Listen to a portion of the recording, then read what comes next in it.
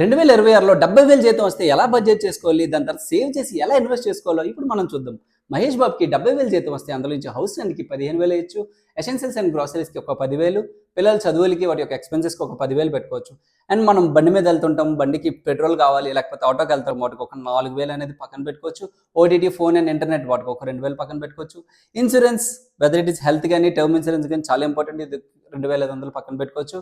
మనం వీక్ అంతా పని చేస్తాం. వీకెండ్ వచ్చేసరికి మైండ్ రిఫ్రెష్ అవ్వాలి కాబట్టి ఎంటర్‌టైన్‌మెంట్ అండ్ ఫన్ కోసం ఒక 3,000 పక్కన పెట్టుకోవచ్చు. మనం ఫెస్టివల్స్ అవుతుంటే క్లాత్స్ కావాలి లేకపోతే ఎవరైనా మన పార్టీస్‌కి ఇన్వైట్ చేస్తారు. గిఫ్ట్స్ పట్టుకొని వెళ్ళాలి. సో వాటి కోసం ఒక 6,000 అనేది పక్కన పెట్టుకోవచ్చు. సడెన్‌గా ఉద్యోగం పోవచ్చు. లేకపోతే ఏదైనా హెల్త్ ఇష్యూ రావచ్చు. ఏమైనా రిపేర్స్ రావచ్చు. వాటి కోసం ఒక 5,000 అయితే పక్కన పెట్టుకోవచ్చు అన్నమాట.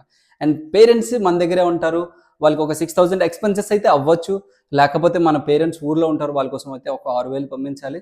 అండ్ మొత్తానికి నాకు 63,500 అవుతుంది. అండ్ సేవింగ్స్ ఇంకా మిగిలింది నాకెంత 70,000లో నుంచి 63,500 తీస్తే 6,500 ఉందన్నమాట.